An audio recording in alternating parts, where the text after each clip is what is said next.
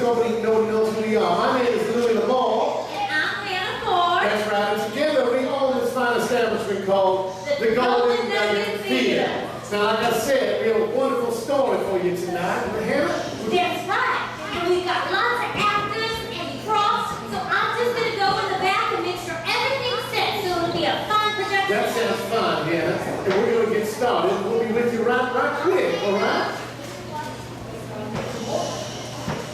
Well, yes, Joel, what can I help you with, Joel? So I was reading through my script, and I've just kind of been skimming through it. I noticed that there's not a whole lot of fighting so far, so I was just wondering who I was going to be fighting today. Is it going to be Paul? Am I going to fight him again? Do I get to fight King Saul? What's going on? Well, Joel, there is no fight today. There's no sword. You can put your sword away.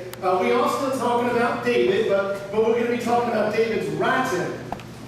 Right? So no sword fights, No sword fights. Now, you see, David was a very complicated person. And as we discovered this week, David won some great battles, like against Goliath, and he showed a lot of mercy and showed honor throughout his life, and he was a man after God's own heart. But also, he had another side to him where he wrote, and he poured out his heart to God. Because he's a normal person just like you and I. He has fears and worries and all kinds of other emotions, and that's what we're going to be talking about tonight. So David, the guy who slayed Goliath, who went toe-to-toe with Saul and spared his life, he had fears and worries. That's right. He had fears and worries, and he wrote those all down in the Bible in a book that we call the Book of Psalms. He poured his heart out, his true feelings to God. Well, look right here. It says, dogs have surrounded me. A band of evil men have encircled me. They have pierced my hands and feet. So it sounds like there's a battle today. Yeah, well, Joel, I know it sounds that way, but there are no swords, there's no battle. Let me be clear. See, when David wrote that, he wrote that down in the book of Psalms, and he was writing about Jesus, and he was writing about, in a way that we call prophecy. Now, what a prophecy is, it's telling about future events. So that's what he meant. He was predicting something. Okay. So, Jesus. Louis, I can't find Joel. Oh, there you are. Hello, Miss Ford. I was just asking Mr. Louis a couple of questions. Well, you're supposed to be backstage because we're about to get started. Can't you see? Well, I was going to ask him. You mentioned a guy named Jesus that I'm going to be writing about. I don't know who that is. You don't know who Jesus is? No, ma'am. Well, Jesus was related to David, but he came like many years after David died.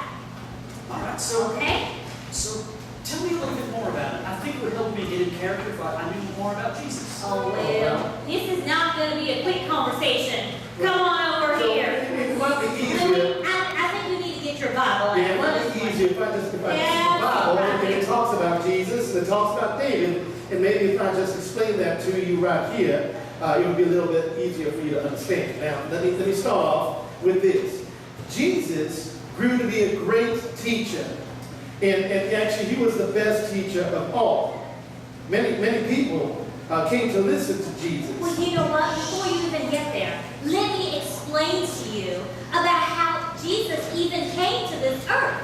You know, Jesus is the Son of God. So he was both man and God at the same time. Well, you know Christmas that we celebrate every year? Yeah. Well, what we're actually doing is we're celebrating Jesus coming to the earth in the form of a little baby to Mary and Joseph. But then he grew up with his brothers and his sisters just like all of us did, right? So he was just like us, except he didn't sin because he was perfect and we sin all the time. So I guess that's how we're different. So he was God and man in a person, and he never did anything wrong? That's right. So what happened next? What happened to us? Well, like I was saying, Joel, and right over here, let me point this out, that Jesus was a great teacher, Joel, and he was the best teacher of all. Many people came to listen to Jesus. He would teach about wonderful things like forgiving others and loving your enemies, and he would even talk about God's kingdom and explain that to people, and so much that everybody from all around came to listen to the teachings of Jesus. That's right. And one time he did this amazing miracle. See, you know how everyone wanted to hear his teaching? Well, he was so good, people came from near and far just to listen to him on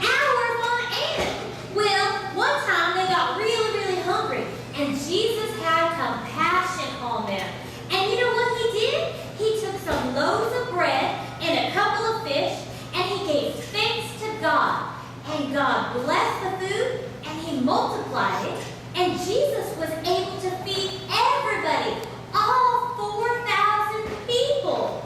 And they ate so much that their bellies were full, and they weren't even hungry anymore. And there were leftovers. That's right, and that's quite a miracle. That's only one of the miracles that Jesus performed. He was able to feed multiple people because he was God in flesh. Now, let me tell you another story about Jesus. Jesus had power over nature.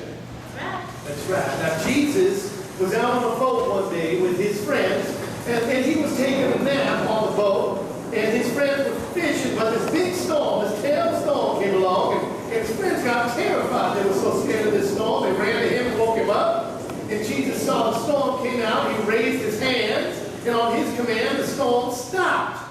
Just like that.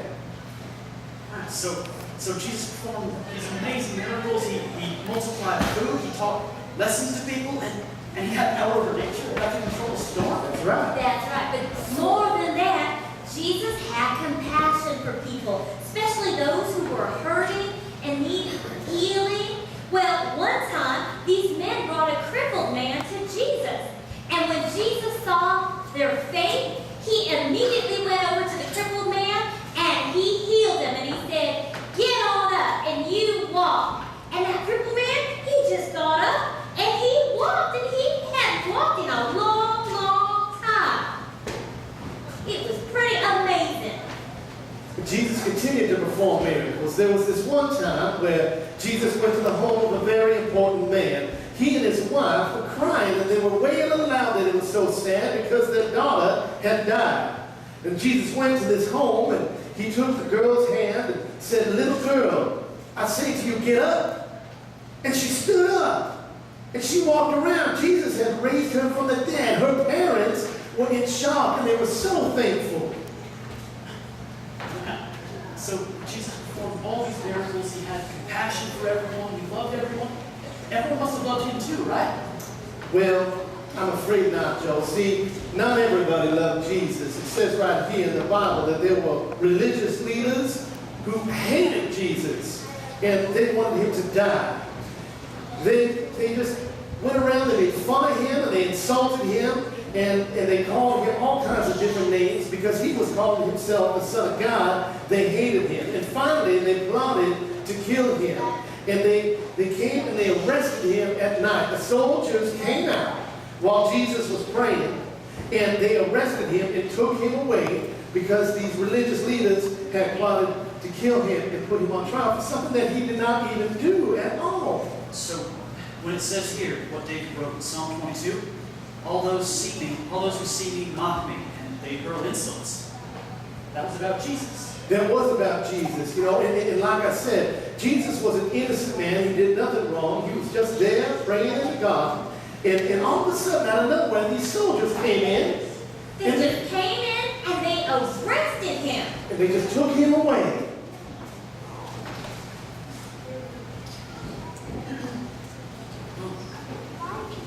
Well, you know what?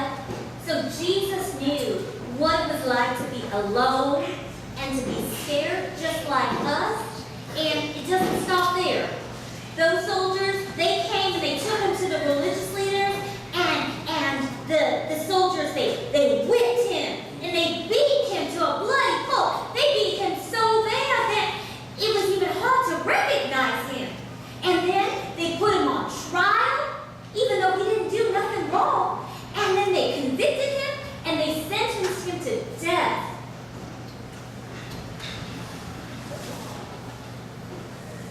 Tried and convicted of what? He didn't do anything wrong. That's right. He never did anything wrong. He was sinless. Why did he have to die then? Well, Joel, see, because there is a penalty for sin. And sin is when you do something wrong. And the penalty for that sin is death, separation from God. But God loved us so much that he sent his son Jesus to die on the cross for each and every one of us to take our place for that sin that we have in our lives. Both yours and mine, everybody here. So by sins you mean all the things we've done wrong, all the things I've done wrong. That's right, Joel. Now, sins are all those bad things that we do that God doesn't like lie and like cheat and steal and even kill sometimes. People do those things, and sin separates us from God. Jesus never sinned. He was perfect. Yet he loved us so much that he willingly went and died on the cross for our sins. He died because he loved us so much.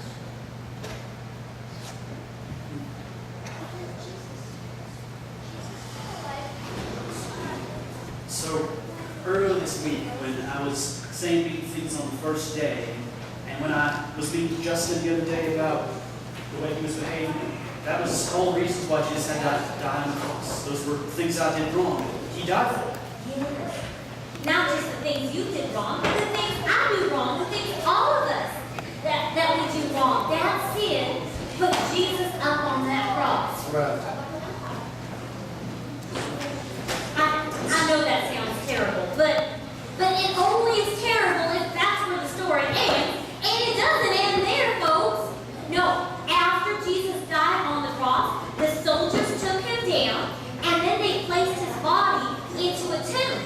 And 3 days later, you know what happened? They went to that tomb, and that tomb was empty. What happened? Where's Jesus?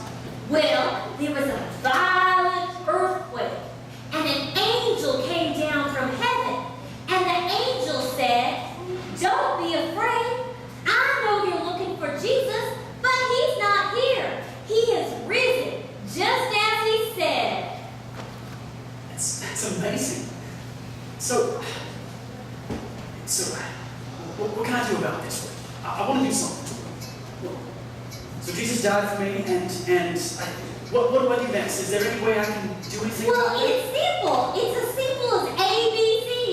That's right, yeah, Joe. See, the A stands for admit. That we admit that we're sinners and that we fall short of God's relationship. We need to turn to God. Yes. And the B stands for believe. You have to believe that Jesus died on the cross for your sins.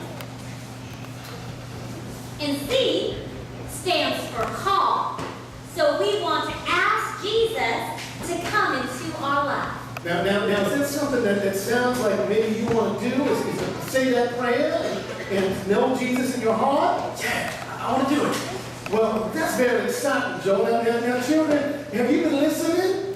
And you understand what's going on here. This is an opportunity that if you want to say that same prayer that Joel wants to say, I'm going to lead Joel in a prayer. And if in your heart you want to receive Jesus and you want him to be in your heart, all you have to do is repeat that prayer with Joel after I say it and ask Jesus into your heart. All right? That's right. Jesus can hear you right where you are. All right, so let's sit down here and let me lead you in this prayer, okay? Let's bow our heads. And like I said, if you want to receive Jesus, just repeat this prayer after me as Joel repeats it, okay? Dear God, Dear God, I know I have sinned I know I have sinned, and that my sin separates me from you. and that my sin separates me from you. I am sorry for my sin. I'm sorry for my sin. I believe Jesus died on the cross I believe Jesus died on the cross for me for me, so my sin can be forgiven. so my sin can be forgiven. I believe Jesus rose. I believe Jesus rose. He rose from the dead and is alive. He rose from the dead and is alive. God, please forgive me. God, please forgive me. I ask Jesus to come into my life I ask Jesus to come into my life and be my Savior and Lord. and be my Savior. I will obey you I will obey you and live for you and live for you for the rest of my life. for the rest of my life. Thank you for loving me so much. Thank you for loving me so much. In your name we pray. In the name we pray. Amen. Well, that's the life of Joel. Now, you just said that prayer, and that's a very exciting step in life. It's probably the most important step that you will ever take. I'm just so excited. I want to give you a hug. It's so great. I can hardly contain myself. My goodness, now children, listen very carefully. Did some of you say that same prayer? Yeah. Oh my goodness, well that is so exciting. So this is what we're going to do now, okay? if you said that prayer, we would love to celebrate with you. So if you have said that prayer, I'd like you to just stand up right now. That's very nice. And if you said that prayer and you're standing up, I would like you to just very carefully come up towards the front, up here, towards the stage, and